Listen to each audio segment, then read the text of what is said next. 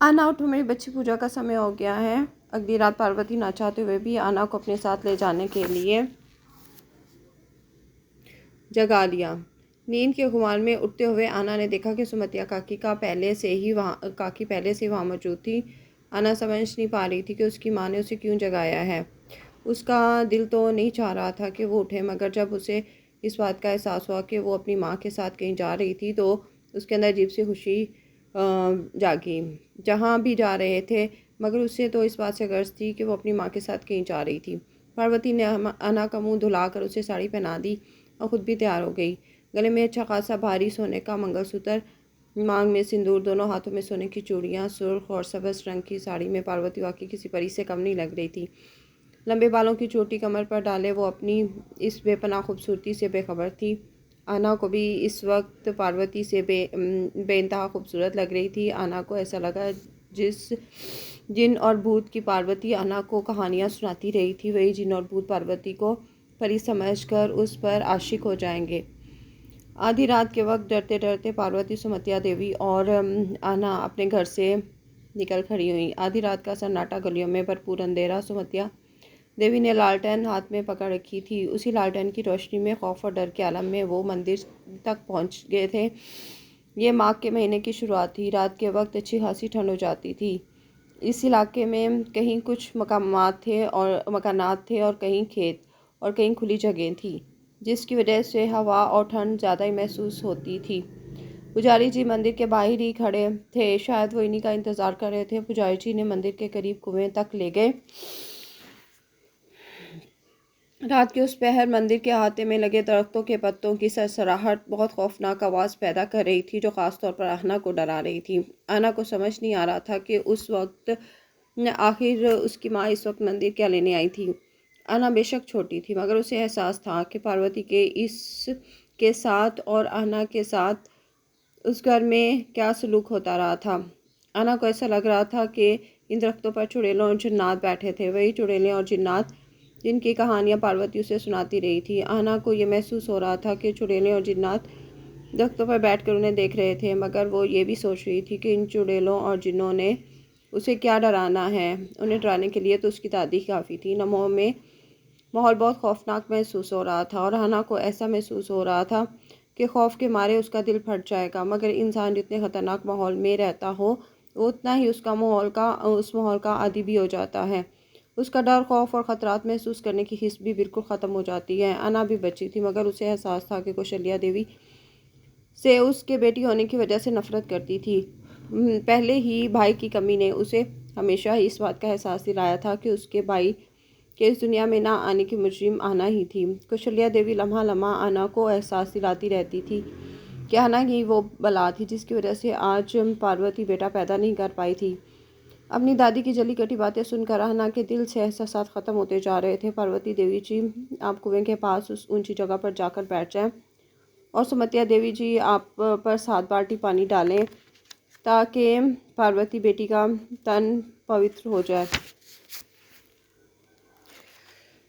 पार्वती को पुजारी से ऊंची जगह पर बैठने को कहा और पार्वती पुजारी जी के कहने के मुताबिक बैठ गई थी। सुमतिया देवी ने जब एक बाल्टी पानी कुएं से निकालकर पार्वती पर डाला, ठंडे पानी की वजह से वो काम कर रह गई। एक के बाद दूसरी बाल्टी और फिर तीसरी, इसी तरह जब 7 बाल्टी पानी पार्वती पर डाले गए तो पार्वती ठिठर कर रह गई थी। अना को लगा इतने ठंडे पानी से उसकी माँ जम ही जाएगी।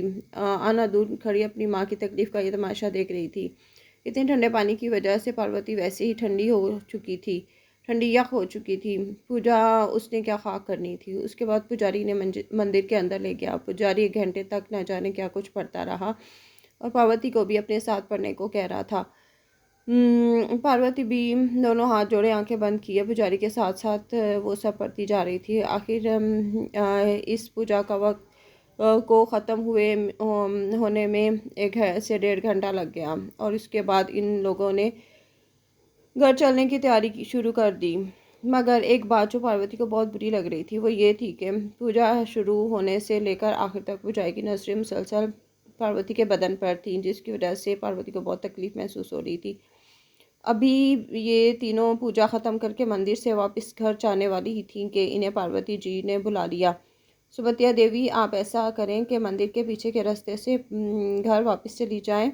वहाँ रास्ते में एक तो चांदनी महल है, दूसरा अंग्रेज़ फ़ौज के दफ्तर भी हैं, जिसकी वजह से पूरा रास्ता रोशनी रहती है और लोगों का भी रास्ते में काफ़ी आना जाना रहता है। पुजारी ने इन लोगों की परेशानी एक हद तक काफ़ी कम कर दी थी। ठीक है पुजारी जी, जैसी आपकी इच्छा, परंतु मैं तो ये सोच रही थी कि एक तो चांदनी महल तवाइफों का कोठा है, दूसरा वहाँ पर अच्छे लोगों का गुजरना नहीं होता। जी सुमतिया देवी, परंतु अगर आप अपने ध्यान से जाएंगी तो कोई आपको कुछ नहीं कहेगा। पुजारी जी की हिदायत पर वो ये सब उसी रास्ते पर चल पड़ी। थोड़ी देर आगे गए थे कि इन्हें इक्का दुक्का लोग दिखाई देने लगे, कुछ रोशनी भी दिखाई देने लगी थी, मगर ये सब बहुत तेज़ तेज़ कदम चलने लगे। पार्वती बेटी, कुछ दूर चलकर ही हमारा घर आ जाएगा, तुम परेशान मत हो। नहीं सुमतिया जी, फिक्र नहीं कर रही हूँ, अब है ना हमारे साथ, राम जी की कृपा से हम जल्द ही घर पहुँच जाएंगे। वो लोग चलते चलते जा रहे थे। पार्वती ने आना का हाथ पकड़ रखा था। कुछ और चले होंगे कि उन्हें रोशनियों का एक नया जहां नज़र आया। इतनी रोशनियां पार्वती और आना ने अपनी ज़िंदगी में पहली बार देखी थी। ये चांदनी महल की रोशनियां थी, जिन्होंने 1 मील से ज़्यादा का रास्ता रोशन कर रखा था। जब ये लोग पार्वती चांदनी महल के सामने से गुजर रहे थे तो इन्हें मौसीकी और गानों की आवाज़ें सुनाई दे रही थी। चांदनी महल के अंदर लोग आ जा रहे थे, गलबन मर्द थे, इनमें कोई औरत ना थी। आना को ऐसा महसूस हो रहा था कि यहाँ किसी की शादी हो रही हो। चांदनी सुबह 11 बजे के करीब उठी थी। चांदनी बीबी, अब उठ जाइए, दिन काफ़ी चढ़ आया है। अब्बा हुस्ना, जो चांदनी की खिदमत गुजार थी, वो चांदनी के कमरे में आकर वहाँ की सफाई करने लगी। आपसे सुल्तान साहब मिलने आए हैं। हुस्ना ने कमरे में इधर उधर बिखरी हुई चीज़ें उठाते हुए कहा। सुल्तान साहब, इतनी सुबह वो क्या लेने आए हैं? चांदनी उठकर बैठ गई थी। उसके बिखरे हुए बालों में गजरा लगा था, जिसकी पत्तियां पूरे बेड पर फैली हुई थी। इन पत्तियों की भीनी भीनी खुशबू कमरे में फैली हुई थी। मेहंदी लगे पाँव को चांदनी ने ज़मीन पर रखा तो हुस्ना ने पास पड़ी चप्पल चांदनी के पाँव में डाल दी। चांदनी जी, सुल्तान साहब का शायद आपके बगैर गुजारा नहीं है। आप के बिना रहना उनको बहुत कठिन महसूस होता है। कठिन महसूस होता है। सब ड्रामेबाजी है। ये अमीर लोग किसी काम के नहीं होते, ना पैसे के बलबूते पर अय्याशियाँ करते फिरते हैं। चांदनी जी, मैं आपके बाल संवार देती हूँ।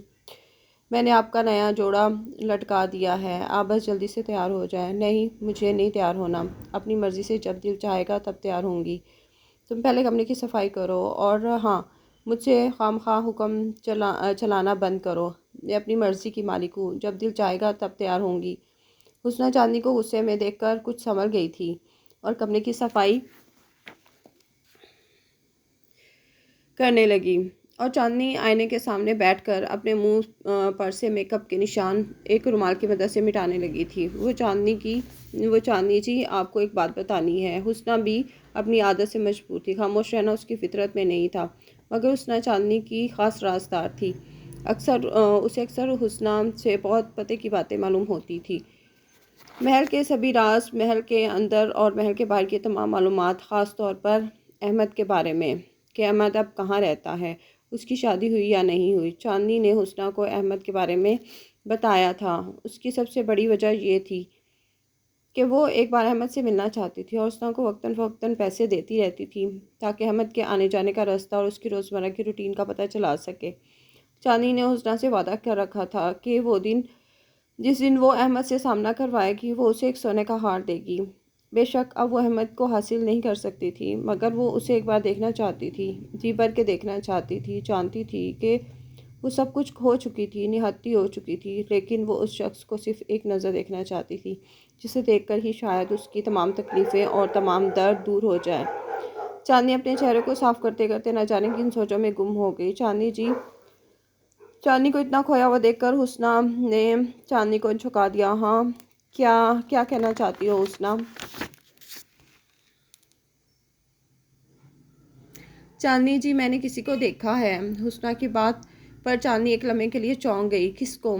चांदनी ने हुस्ना के चेहरे को गौर से देखते हुए पूछा। अहमद को। चांदनी को एक झटका सा लगा। किसको? हुस्ना, एक बार फिर बताना। मैं तुम्हारी बात समझ नहीं पाई। अहमद को मैंने देखा है। कहाँ? चांदनी हैरानगी से हुस्ना के चेहरे को देखने लगी थी।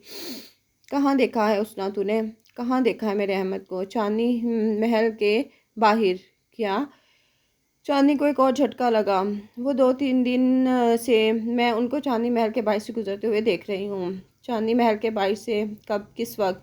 चांदनी को ये सब नामुमकिन सा लग रहा था। वो साइकिल पर होते हैं हुस्ना बीबी, रात के वक्त न जाने कहाँ से